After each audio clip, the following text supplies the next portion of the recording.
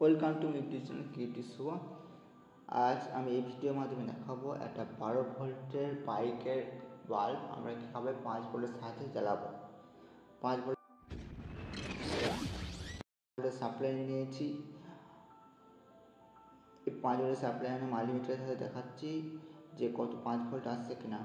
এরপর দেখাচ্ছি দেখুন বাল্বটা খুবই হালকাভাবে জ্বলছে, তার তীব্রতা খুবই কম, বোঝা যাচ্ছে না হলো। তার জন্য দরকার ভোল্টেজটা বাড়ানোর জন্য। ভোল্টেজ বাড়ানোর জন্য আমরা ইউজ করব একটা কনভার্টার, যেটা ভোল্টেজ কনভার্টার নামে পরিচিত। এই কনভার্টারটার ফুল ডিটেলস আমার চ্যানেলে রয়েছে।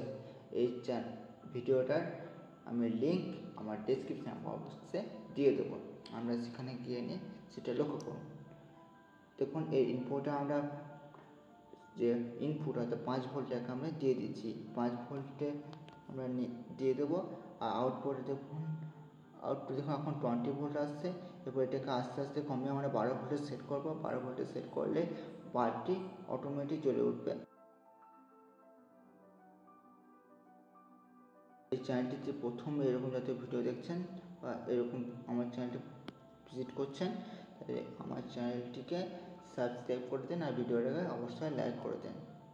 দেখুন আমি 12 ভোল্টের বাল্বটি যাতে নেগেটিভ পোল আর পজিটিভ পোল, যেটা পজিটিভ আর নেগেটিভ পোলে আমি তার জয়েন করে দিচ্ছি। অর্থাৎ ওয়্যার সাহায্যে আমি এই ওয়্যারগুলোর সাহায্যে আমি ভালোভাবে অ্যাটাচ করতে পারবো আউটপুটে। অর্থাৎ 12 ভোল্টের যেখানে সাপ্লাই আমরা পাচ্ছি ব্যাটারি কনভার্টার থেকে, ব্যাটারি কনভার্টার থেকে ভালোভাবে আমরা অ্যাটাচ করে দেবো, তাতে আমরা ভালোভাবে আউটপুটটা পাই। এই কনভার্টারের মধ্যে যখন প্লাস মাইনাস দুটোই আছে, আপনারা যদি ওই ভিডিওটা ভালো করে দেখেন তাহলে এই সম্পূর্ণ ব্যাপারটা আপনাদের চোখদর্পণে আসবে।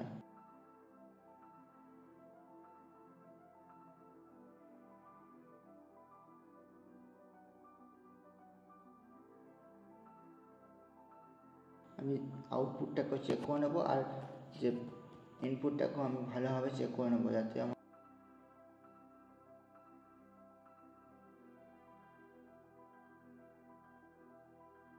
এবার আমি পাওয়ার সাপ্লাইটাকে স্টার্ট করে দিচ্ছি যাতে লাইটটি ঠিকঠাক জ্বলে ওঠে। দেখুন লাইটটি খুবই উজ্জ্বলভাবে জ্বলে উঠছে। আগের যে তীব্রতা ছিল তার থেকে অনেক বেশি বেড়ে গেছে। রাতের দিকে দেখুন এই তীব্রতা আরও বেশি, অনেকটাই বোঝা যাচ্ছে, একদম খুবই উজ্জ্বলভাবে জ্বলছে। এমন ভিডিও আপনারা যদি ভালো দেখতে চান আমার চ্যানেলটিকে সাবস্ক্রাইব করে দেন। আর